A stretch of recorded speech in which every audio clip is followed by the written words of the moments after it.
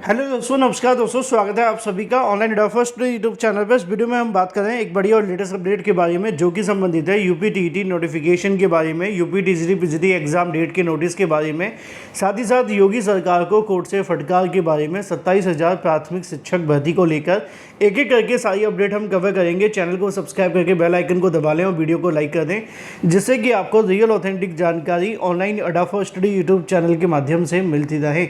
चलिए शुरुआत करते हैं पहली और बड़ी अपडेट के साथ।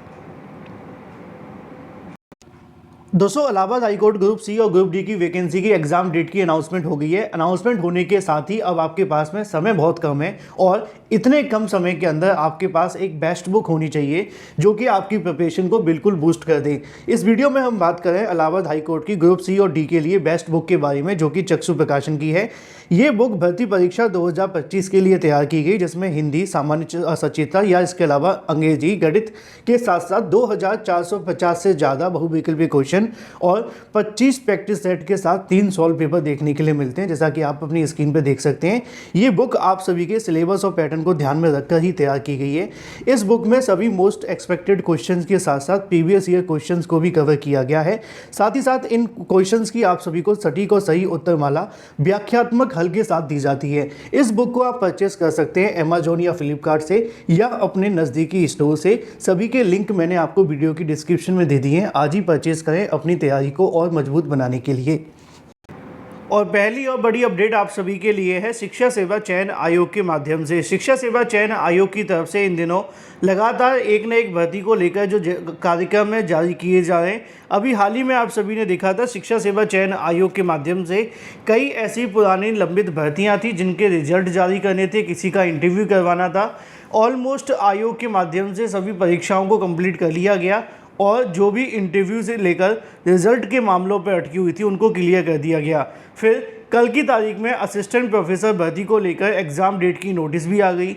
टीजीटी पीजीटी को लेकर उनके सामने पहले ही जानकारी आप सभी को दे दी गई थी, लेकिन शिक्षा सेवा चयन आयोग लगातार इसको लेकर फिर से जानकारी जारी कर रहा है। लेकिन सवाल ये था कि यूपी टीईटी का नोटिफिकेशन कब तक जारी होगा, क्योंकि शिक्षा सेवा चयन आयोग इन दिनों काफ़ी ज़्यादा एक्टिव है और ऐसे में शिक्षा सेवा चयन आयोग के माध्यम से अब टीजीटी पीजीटी के साथ साथ यूपी टीईटी को लेकर क्या चल रहा है, तो इसी के बारे में बड़ी अपडेट निकल कर सामने आ रही है यूपी टीईटी के नोटिफिकेशन को लेकर। क्योंकि शिक्षा सेवा चयन आयोग को जिम्मा तो सौंपा गया है यूपी टीईटी परीक्षा कराने के लिए, और हर साल ज़्यादातर जो परीक्षा देखने के लिए मिलती है वो साल के अंत में ही आयोजित की जाती है, यानी कि नवंबर दिसंबर इन महीनों के अंदर। लेकिन दिक्कत यह है कि दोनों महीने आपके लिए निकल चुके हैं। अब सवाल ये है कि नोटिफिकेशन कब तक जारी होगा और शिक्षा सेवा चयन आयोग का इसको लेकर क्या रोड मैप है, कब तक आवेदन होंगे, कब तक ये परीक्षा देखने के लिए मिलेगी। शिक्षा सेवा चयन आयोग के अधिकारियों की माने तो यूपी टीईटी परीक्षा को लेकर, यानी कि उत्तर प्रदेश पात्रता परीक्षा के संबंध में उनके माध्यम से पीएनपी यानी कि जो परीक्षा नियामक प्राधिकारी है, जिसके माध्यम से आज तक जितनी भी परीक्षाएं आयोजित हुई हैं यूपी टीईटी की, उन्होंने ही करवाई थी। उनकी तरफ से इससे संबंधित उन्होंने डाटा मांगा था कि आपकी तरफ से जो यूपी टीईटी परीक्षा करवाई जाती है उसमें क्या क्या प्रोसेस देखने के लिए मिलता है, अब तक क्या क्या पूछा गया है, किस तरीके से रहा है, और भी बहुत सारी बातें। तो सचिव परीक्षा नियामक प्राधिकारी के माध्यम से इससे संबंधित जो डाटा है वो अभी तक शिक्षा सेवा चयन आयोग को नहीं भेजा गया है, क्योंकि यूपी टीईटी के संबंध में अब तक जो भी हुआ है उससे संबंधित थोड़ी सी जानकारी उनको चाहिए थी, लेकिन मिली नहीं है। अब एक मज़े की बात बताऊं, अगर आप प्रयागराज में रहते हैं तो आपको पता होगा, अगर नहीं रहते तो भी पता होना चाहिए। परीक्षा नियामक प्राधिकारी और शिक्षा सेवा चयन आयोग का कार्यालय एक ही जगह पर है, एलनगंज के अंदर, और ज़्यादातर आपको नहीं पता होगा कि एक ही गली में पड़ता है। थोड़ा बहुत आगे पीछे का अंतर हो सकता है, ज़्यादा अंतर भी नहीं है। बंदा कहे कि बहुत ज़्यादा अंतर है इसलिए वहाँ तक नहीं पहुँच पा रहे, इसके बावजूद इतना समय लग रहा है। अब आप अंदाज़ा लगा करके देख लिए क्या होगा आगे। तो ये दिक्कत है पहली। दूसरी चीज़ ये है कि नोटिफिकेशन कब तक आ सकता है, शिक्षा सेवा चयन आयोग की क्या मंशा है।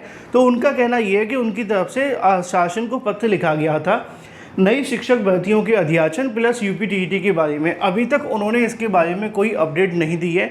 उनका कहना यह है कि जहाँ तक हमें लग रहा है यूपी टीईटी का नोटिफिकेशन अगले साल जारी करेंगे, यानी कि जनवरी और फरवरी के अंदर इसका नोटिफिकेशन आने की संभावना है।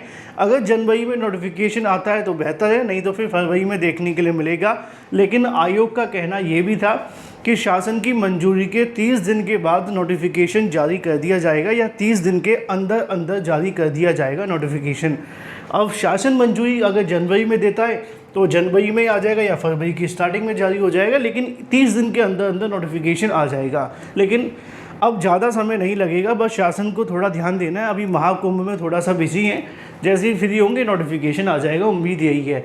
रही बात यूपी टीजीटी पीजीटी के एग्ज़ाम की नोटिस के बारे में, क्योंकि कल असिस्टेंट प्रोफेसर भर्ती को लेकर नोटिस जारी कर दिया गया था। उस नोटिस के आ जाने के बाद अब टीजीटी पीजीटी को लेकर भी नज़रें बनी हुई हैं, क्या उसमें कोई संशोधन है। तो अभी तक आपकी परीक्षा की तारीखों में कोई संशोधन नहीं है। जो बताया गया था 4-5 अप्रैल और 11-12 अप्रैल को ही परीक्षा होने जा रही है। रही बात नोटिस की, तो 1-2 दिन में इसका भी नोटिस आ जाएगा। हो सकता है कि आज शाम को ही जारी हो जाए या फिर कल तक आपको देखने के लिए मिल जाएगा, ये कन्फर्म है। वहीं दूसरी तरफ बात की जाए अपनी अगली अपडेट के बारे में, जो कि संबंधित है उत्तर प्रदेश में 27,000 नई प्राथमिक शिक्षक भर्ती को लेकर, जिसके संबंध में हाल ही में डबल बेंच ऑफ लखनऊ के माध्यम से आदेश दिया गया था। फिर ये मामला सुप्रीम कोर्ट में गया। सुप्रीम कोर्ट के माध्यम से भी 27,000 से अधिक पदों पर नई शिक्षक भर्ती को लेकर जो डबल बेंच का आदेश था उस पर मोहर लगा दी। उन्होंने कहा कि जो आदेश डबल बेंच ने दिया है उसी को फॉलो किया जाए, उसमें किसी प्रकार का संशोधन करने से इनकार कर दिया। अब दिक्कत ये हुई कि जब हाल ही में विधानसभा के अंदर सरकार के माध्यम से नई शिक्षक भर्ती मामले पर दो टूक जवाब दे दिया गया था, जिसमें शिक्षा मंत्री का कहना ये था कि हमें आवश्यकता होगी तो हम भर्ती करेंगे, अदरवाइज़ नहीं करेंगे। इससे नाराज अभ्यर्थियों के माध्यम से अब 27,000 नई प्राथमिक शिक्षक भर्ती के संबंध में जो हाई कोर्ट की तरफ से आदेश दिया गया है उसको कहीं ना कहीं कह सकते हैं कि बेस बना करके इलाहाबाद हाई कोर्ट में एक बार फिर से अवमानना याचिका डाली जाएगी। क्योंकि अवमानना याचिका इसलिए डाली जाएगी क्योंकि उसमें कहा गया था कि 60 दिनों के अंदर भर्ती प्रक्रिया का विज्ञापन जारी किया जाए और परीक्षा करवा ली जाए।